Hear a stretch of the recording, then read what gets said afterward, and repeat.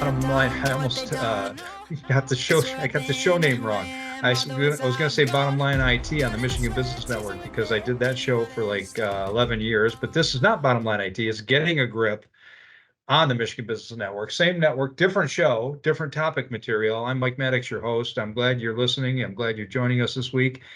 And I'm really excited this week to have as my guest Aaron Boatin. Aaron is the president of Ambs Call Center, a mid-Michigan based company that I've known for many years, and I've known Aaron for many years, good friend, running on EOS. And we're going to talk about a lot of stuff today. Aaron, welcome to the program.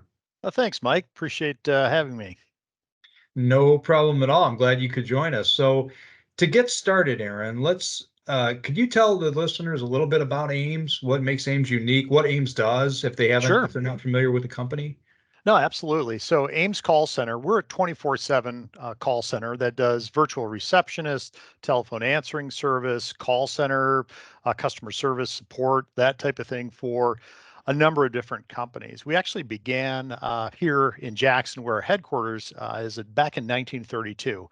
My great great aunt actually started the company as a physician's exchange. So she, out of her home, um, answered for all the area physicians. And this is, if you think about it, this is before cell phones, it's before Yeah, pagers, it's before anything. So these were switchboard days. These were like, this is people. even pre that, Mike. If those candlestick phones, she'd have a bunch of those on her Wow. on her table in her living room. So the original entrepreneur right there. So Yeah.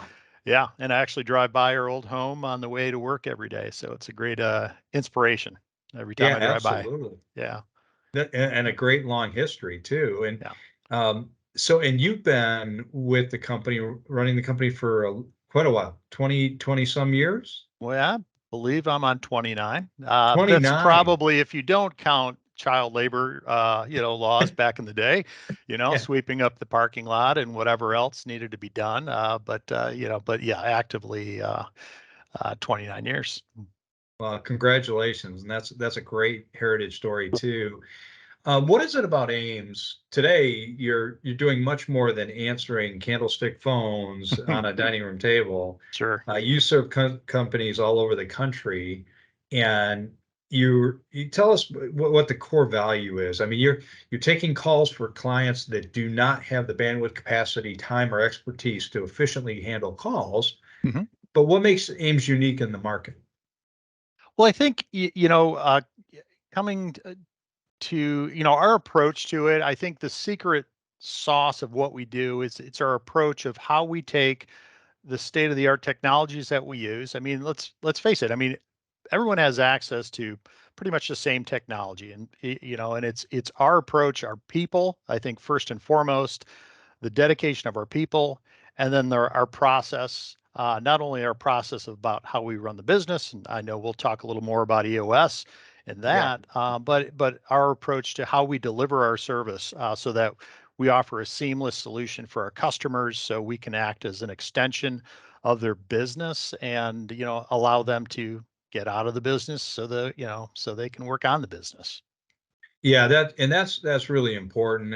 It's more than having known Ames for many years and watched how you operate and the process that you implement. It's more than, hey, if it's after hours or if we're overloaded, um, or we don't have capacity. It's more than somebody's going to at least answer the phone. It's way more than that. It's having people that understand what your client does and what their clients need from that interaction, right? And that Absolutely. doesn't come easy because anybody can answer a call, but not everybody Right. can make that call go well. And Right, right. And it's, yeah, the customer service. I mean, I think many of us who will agree customer service is a lost art. I mean, any kind of interaction you have with in the service realm and things like that, there's a lot of, let's just call it grumpiness out there. And yeah, so our team does a great job of representing our customers in a professional manner. And I mean, we're essentially the front door to their business when they're not, representing themselves. So it's something we take a lot of pride in. yeah, I couldn't agree more. And I think you're right. It is a lost art, and I think it's getting more and more lost as we go forward. And part of that is, it's hard to find people. It's hard to And I think a lot of it too, I don't know, I'm just thinking out loud here, but as new generations come up, they're used to digital interaction. So Hmm. the art of the phone conversation has kind of gone by the wayside, but it's still critically important. When we talk about it at Convergence, which listeners know is part of what I do, is work for Convergence, an IT company. We talk about the importance of when there's a customer issue or something that needs discussed.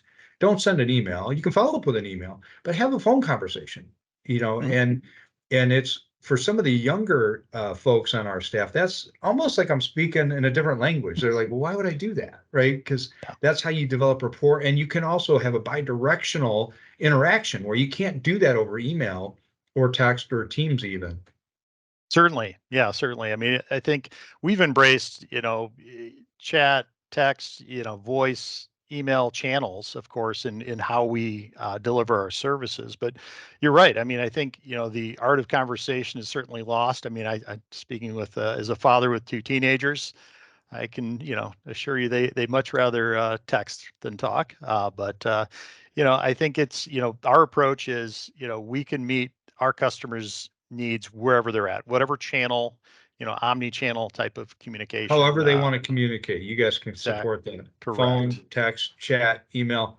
You're there to be an extension of your client. So exactly.